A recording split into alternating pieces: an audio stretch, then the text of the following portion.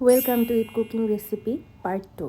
আজকের পর্বে আমি আপনাদের সাথে একটা ইউনিক রেসিপি শেয়ার করব, যেটা এবারে ঈদে হতে পারে ইউনিক রেসিপি এবং স্বাদেও অনেক দুর্দান্ত। চলুন তাহলে কথা না বাড়িয়ে রান্নাটি শুরু করা যাক।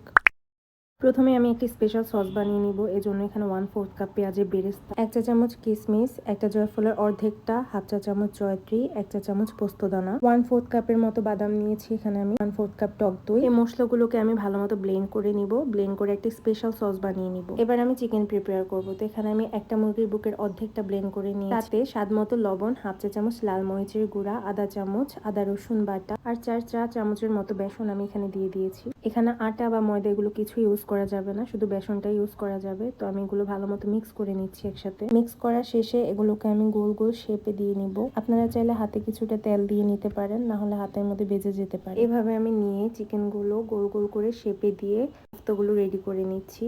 যাক, আমার এই কয়েকটা কোফতা হয়েছে। আমি এগুলোকে হালকা করে ভেজে নিব এখন। তো ভাজার জন্য একটা কড়াইতে সামান্য তেল দিয়ে আমি কোফতাগুলো দিয়ে দিচ্ছি এক এক করে। এগুলোকে আমি মিডিয়াম আঁচে 3-4 মিনিটের মতো ভাজবো। কোফতাগুলো 3-4 মিনিটের মধ্যেই হয়ে যাবে। এগুলোকে বেশি ভাজতে যাব না, কারণ বেশি ভাজলে এগুলো ড্রাই হয়ে যাবে আর খেতেও সফট ভাবটা থাকবে না। কোফতাগুলো ভাজা হয়ে গিয়েছে, তো আমি এগুলো এক এক করে নামিয়ে নিচ্ছি। গ্রেভির জন্য একটা কড়াইতে আমি 1/2 কাপ তেল দিয়ে তাতে 1/2 কাপের মতো পেঁয়াজ কুচি দিয়ে দিচ্ছি।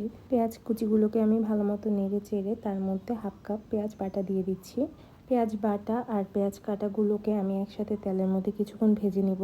তারপরে এতে কিছু গরম মশলা দিয়ে দিচ্ছি আমি। 5 থেকে 6 মিনিটের মতো আমি এগুলোকে তেলে ভেজে নিয়েছি। তারপর তৈরি করা সেই স্পেশাল মশলাটি আমি এর মধ্যে দিয়ে দিচ্ছি। মশলাগুলো আমি পেঁয়াজের সাথে ভালো মতো মিক্স করে নিব। মিক্স করা শেষে সেই বাটি ধোয়া পানিটা আমি এখানে দিয়ে দিলাম।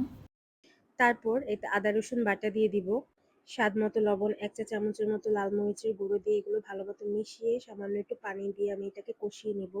1/2 চা চামচের মতো গরম মশলা গুঁড়ো দিয়ে দিব এখানে। গরম মশলা গুঁড়োগুলো ভালো মতো মিক্স করে আমি এটাকে কষিয়ে নিব কিছুক্ষণ। এই মশলাটা যত ভালোভাবে কষানো হবে ততটাই খেতে মজা লাগবে।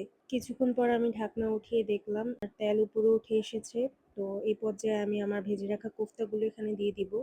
সাথে ফ্লেভারের জন্য 4-5টা আস্ত কাঁচামরিচ দিয়ে দিয়েছি আমি এখানে।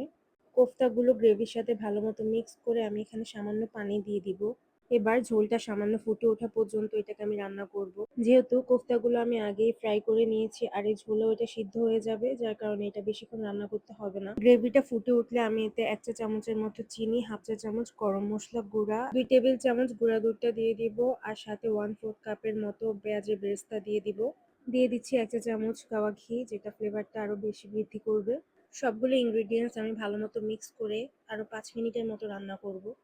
এই তো আমার চিকেন কোফতা কারি তৈরি হয়ে গিয়েছে। পোলাও রোস্ট তো সবাই খায়, এই চিকেন কোফতা কারিটি হতে পারে ঈদের জন্য অনেকটা ইউনিক রেসিপি। আপনারা অবশ্যই তৈরি করে দেখবেন।